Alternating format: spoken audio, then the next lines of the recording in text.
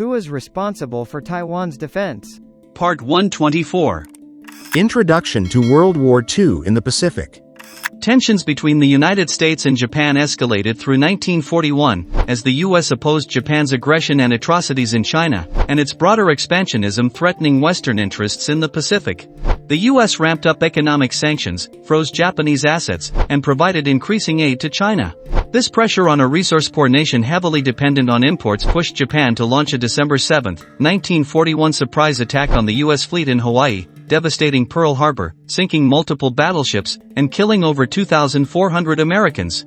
The brutal strike spurred the U.S. and allies to issue a declaration of war the next day and enter the global conflict in an unprecedented, direct way, fighting against fascism on two major fronts simultaneously. Almost simultaneously with the attack on Pearl Harbor, Japan also launched air raids on U.S. military installations in the Philippines, Wake Island, and Guam, all of which were U.S. territories at the time.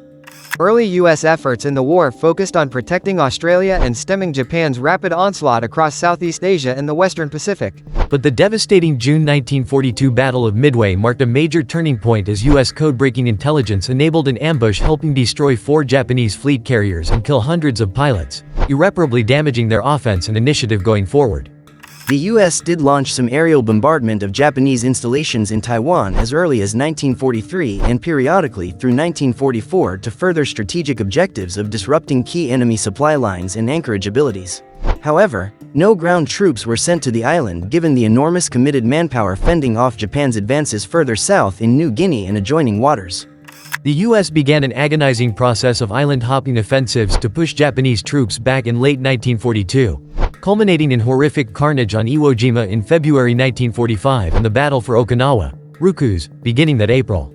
Japanese use of kamikaze suicide plane attacks and civilian coercion made combat on Japanese-occupied soil exceptionally barbaric. Seeing over 12,500 Americans perish on Okinawa and plotting an anticipated main island invasion near Tokyo, U.S. planners did seriously study ground assault options against the 4 main Japanese islands. But their projections of massive casualties on both sides and extreme difficulty defeating dug-in defenders ultranationalistically vowing resistance to the last man compelled seeking alternatives. The development of the atomic bomb under the massive classified Manhattan Project furnished such options for President Truman.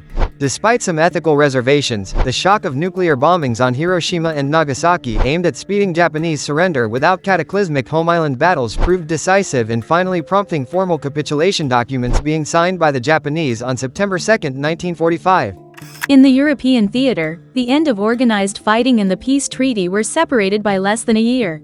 But for the Asian theater it spanned 6 years, as negotiations resolving outstanding issues dragged on through major geopolitical realignments and the start of the Korean War before the multilateral San Francisco Peace Treaty, SFPT, took effect on April 28, 1952. This finally spelled formal closure to the bloody and expansive series of battles known as World War II in the Pacific.